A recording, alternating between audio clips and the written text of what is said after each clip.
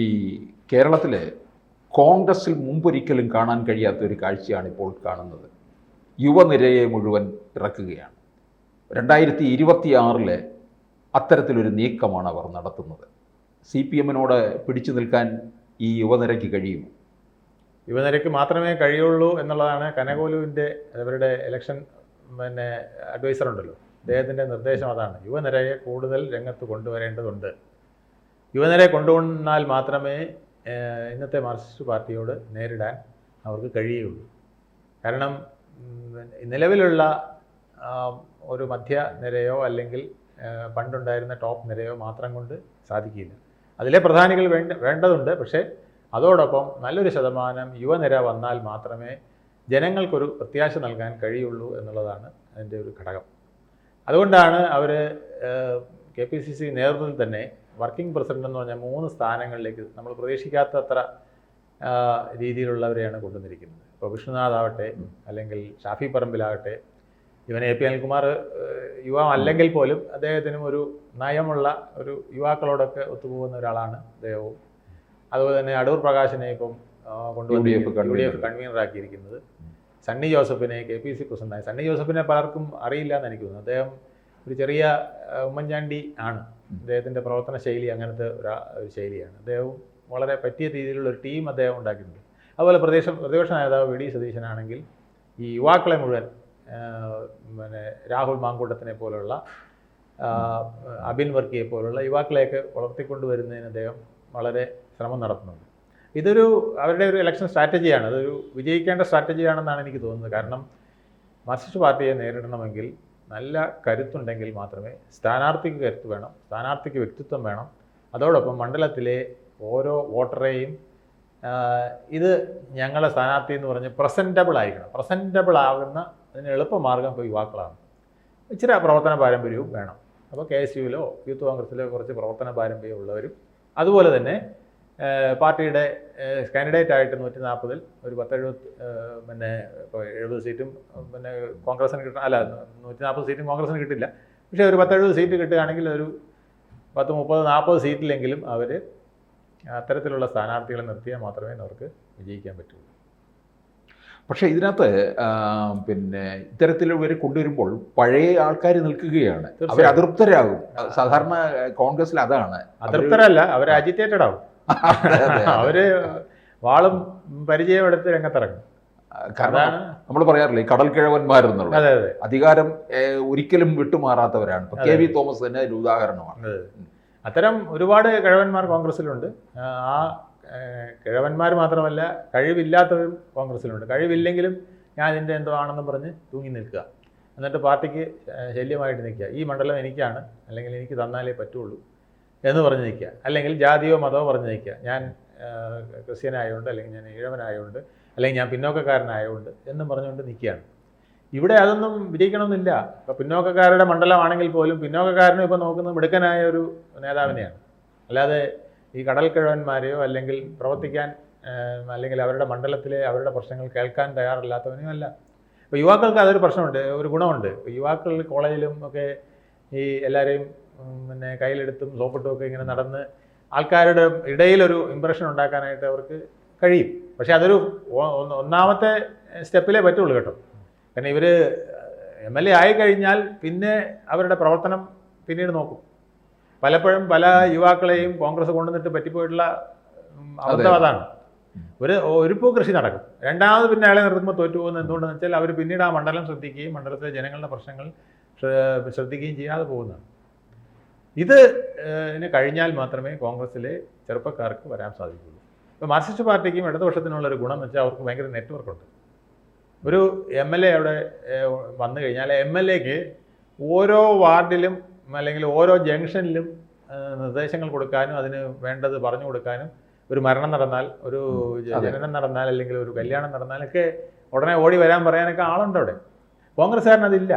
അല്ലെങ്കിൽ ഉണ്ടെങ്കിൽ തന്നെ അത് നിർവീര്യമാണ്, അവർ ശുഷ്കമാണ്. അവർ വേണ്ട രീതിയിൽ പ്രയോഗിക്കുകയോ സമയത്തിന് പറയുകയോ ഒന്നും ചെയ്യില്ല. അപ്പം MLA ആകുന്ന ആൾ ഒരു ചുറിയുറുക്കുള്ള ആളായിരിക്കണം. അയാൾ ഈ മണ്ഡലത്തിൽ അങ്ങനത്തെ ഒരു സംവിധാനം ഉണ്ടാക്കി വെക്കണം. ഇപ്പോൾ മുരളീധരൻ വട്ടിയൂർക്കാവിൽ വിജയിച്ചത് എന്തുകൊണ്ടാണ്? വിജയിച്ചുകൊണ്ടേയിരുന്നത് എന്തുകൊണ്ടാണ്? ഒറ്റ കാരണം കൊണ്ടാണ് അദ്ദേഹം അവിടുത്തെ റെസിഡൻസ് അസോസിയേഷൻകാരെ മുഴുവൻ കയ്യിലെടുത്തു. കയ്യിലെടുത്തിട്ട് തൻ്റെ പാർട്ടിയുടെ വീക്ക്നെസ് അദ്ദേഹത്തിന് അറിയാം. അപ്പോൾ അതുകൊണ്ട് റെസിഡൻസ് അസോസിയേഷനെ തൻ്റെ പാർട്ടിയുടെ ഒരു പറയാതെ ഘടകമാക്കിയത് പറഞ്ഞുകൊണ്ടല്ല, നീ പാർട്ടിക്കാരനാണെന്ന് പറഞ്ഞിട്ടില്ല, പക്ഷേ മുൻഗണന കൊടുത്തിട്ടുണ്ട്. ഞാൻ പലപ്പോഴും ശ്രദ്ധിച്ചിട്ടുണ്ട്, ഇവിടെ തിരുവനന്തപുരത്തെ ഫെഡറേഷനുകളുടെ കേന്ദ്ര നേതാവായിട്ടിരിക്കുമ്പോൾ ഞാൻ കണ്ടിട്ടുള്ള കാര്യമാണ്. കെ മുരളീധരനെ കാണാൻ പോയാൽ ആദ്യം അദ്ദേഹം ചോദിക്കുന്നത് അവിടെ റെസിഡൻസ് അസോസിയേഷൻകാരെ ആരെങ്കിലും ഉണ്ടോ, അവരെ ആദ്യം കയറ്റി വിടാൻ പറയും. ഇവർക്കൊരു പ്രത്യേക പ്രിഫറൻസ് കൊടുത്തിരുന്നു. പാർട്ടിക്കാർക്കും മുമ്പായിട്ട് റെസിഡൻസ് അസോസിയേഷൻകാരെ മുന്നോട്ട് കൊണ്ടുവരുന്ന ഒരു ശൈലി അദ്ദേഹം എടുത്തിരുന്നു. അതുപോലെ എന്തെങ്കിലുമൊക്കെ ഓരോ ജംഗ്ഷനിലും ഇവർക്ക് പറ്റിയ ഒരു ടീമിനെ ഉണ്ടാക്കി വെച്ചില്ലെങ്കിൽ യൂത്ത് കോൺഗ്രസ് നേതാവായിട്ട് ജയിച്ചതുകൊണ്ട് കാര്യമില്ല, ഒറ്റ നടക്കുള്ളൂ. പിന്നെ ജയിക്കണമെങ്കിൽ പറ്റില്ല. അപ്പോൾ അതിനുള്ള നെറ്റ്വർക്ക് ഉണ്ടാക്കാനും കൂടെ ഇവർക്ക് കഴിഞ്ഞാൽ തീർച്ചയായിട്ടും കോൺഗ്രസിന് അതൊരു അസറ്റായിരിക്കും. അപ്പോൾ ഈ മുതിർന്ന നേതാക്കളെ എങ്ങനെ തൃപ്തരാക്കും എന്നുള്ള ഒരു ചോദ്യം ബാക്കി. മുതിർന്ന നേതാക്കളെ അതൃപ്തരാക്കി നിർത്താനേ പറ്റുള്ളൂ. തൃപ്തരാക്കി നിർത്താൻ പറ്റില്ല. കാരണം അവരുടെ തൃപ്തി എന്ന് പറയുന്നത് 140 മണ്ഡലത്തിലും അവർ തന്നെ വരണം, അല്ലെങ്കിൽ പാർട്ടിയുടെ 70 സീറ്റ് കിട്ടിയാൽ അല്ലെങ്കിൽ 80 സീറ്റ് കിട്ടിയാൽ അത് മുഴുവൻ ഞങ്ങളായിരിക്കണം എന്നുള്ളതാണ്. എന്നും അധികാരത്തിലും വേണം, എന്നും മുഖ്യമന്ത്രി ആയിരിക്കണം. പിന്നെ അതിൽ തന്നെ ഏറ്റവും നല്ല വകുപ്പ് കിട്ടണം. പിന്നെ വകുപ്പ് കിട്ടിയാൽ മാത്രം പോരാ, എൻ്റെ കൂടെ നിൽക്കുന്ന 3-4 ഗ്രൂപ്പ് സംഘടികൾക്ക് ആ വകുപ്പിലെ ബോർഡുകളുടെയും കമ്മീഷനുകളുടെയും ഒക്കെ തലപ്പത്ത് സ്ഥാനം കൊടുക്കണം. ഇങ്ങനെയൊക്കെയുള്ള മോഹങ്ങളാണുള്ളത്. ഭരണം വന്നു കഴിഞ്ഞാൽ കോൺഗ്രസ് മാറും പലപ്പോഴും. അതുകൊണ്ടാണ് ഈ കോൺഗ്രസിന് പിന്നീട് തിരിച്ചു വരാൻ പറ്റാതെ വരുന്നത്. ഈ പ്രധാന ഘടകകക്ഷിയായ UDF ലീഗിനകത്ത് ഇതുപോലത്തെ മാറ്റമൊന്നും വരുമെന്ന് നമുക്ക് പ്രതീക്ഷിക്കേണ്ടെന്ന്. കാരണം ലീഗിനകത്ത് വലിയ താപ്പാനകളൊക്കെ ധാരാളം ഉള്ളതാണ്. അല്ല, അവർക്കൊരു കേഡർ സംവിധാനമുണ്ട്. ഇപ്പോൾ CPM-ൻ്റെ കൂട്ട് ഒരു കേഡർ സംവിധാനം അവിടെ ഉണ്ട്.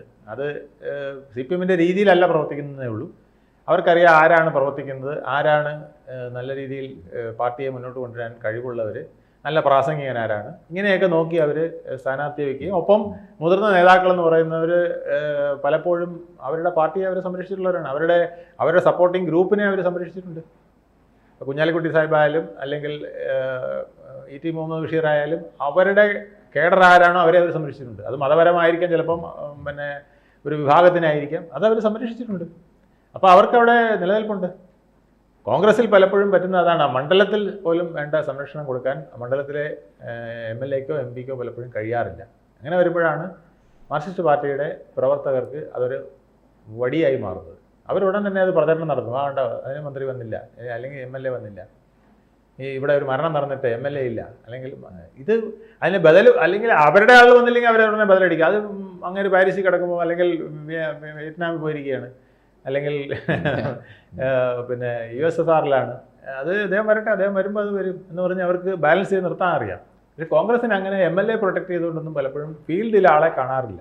ഞാൻ ഈ ലോവർ ലെവലിലെ പ്രവർത്തകന്മാരോടൊത്ത് സംസാരിക്കുകയും പ്രവർത്തിക്കുകയും ചെയ്തിട്ടുകൊണ്ട് ഞാൻ പറയുകയാണ്, ഫീൽഡ് ലെവൽ പലപ്പോഴും കോൺഗ്രസ്സുകാർക്ക് വീക്കായിട്ടുള്ള ഒരു പ്രകടനമാണ് കാഴ്ചവെക്കാൻ സാധിക്കുന്നത്. അതിപ്പോൾ മാറ്റുന്നുണ്ട്. കഴിഞ്ഞ തവണ നമ്മുടെ ഉപതെരഞ്ഞെടുപ്പിൽ നമ്മൾ കണ്ടതാണ്. അവിടെ ഓരോ വീട്ടിലും കയറി പ്രവർത്തനം നടന്നു. അതിനകത്ത് ലീഗിൻ്റെ പ്രവർത്തനമുണ്ട്. കോൺഗ്രസിൻ്റെ തന്നെ യുവനിര മുഴുവൻ വീടുകൾ കയറി ഇറങ്ങുന്നില്ലാണ്.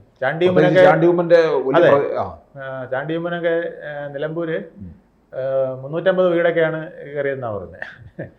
ഓടിക്കൊണ്ട് കയറിയായിരുന്നു. അപ്പം അതൊക്കെ ഒരു ഇമ്പാക്റ്റ് ഉണ്ട്. നമ്മളെ നേരിട്ട് കാണുന്ന ഒരാളും നമുക്കൊരു ലഘുലേഖ തന്ന് കാണുന്ന ആളും അല്ലെങ്കിൽ ദൂരെ എവിടെയെങ്കിലും നിന്നൊരു TV പ്രഭാഷണം നടത്തി നമ്മളെ കാണുന്ന ആളും തമ്മിൽ വ്യത്യാസമുണ്ട്. TV പ്രഭാഷണമൊക്കെ വേണം, അതൊരു ഗ്ലാമറാണ്. പക്ഷേ അയാൾ നേരിട്ട് നമ്മുടെ അടുത്ത് വരുമ്പം അതിനൊരു ഹൃദയബന്ധം വരും. ആ ഗ്ലാമറിനൊപ്പം ഒരു ഹൃദയബന്ധം കൂടെ വന്നു കഴിഞ്ഞാൽ ഭയങ്കരമായിട്ട് അത് എഫക്റ്റ് ചെയ്യും. സുരേഷ് ഗോപി തൃശ്ശൂർ ജയിച്ചതിൻ്റെ ഒരു കാരണം അതാണ്.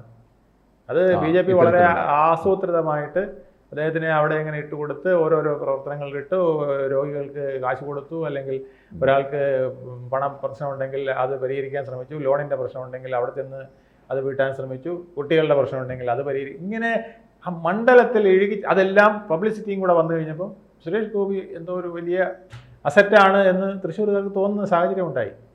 ആ സാഹചര്യം ഈ യൂത്ത് കോൺഗ്രസ്സുകാർക്ക് സൃഷ്ടിക്കാൻ കഴിയണം. അവിടെയാണ് അവരുടെ വിജയം. അതിന് നേരത്തെ സ്ഥാനാർത്ഥിയെ പ്രഖ്യാപിക്കുകയും ആ സ്ഥാനാർത്ഥി അവിടെ മണ്ഡലത്തിൽ അവരുടെ സംവിധാനത്തിൽ പ്രവർത്തിക്കാനുള്ള കഴിവ് കാണിക്കുകയും ചെയ്ത യൂത്ത് കോൺഗ്രസ്സുകാർക്ക് വളരാൻ സാധ്യതയുണ്ട്.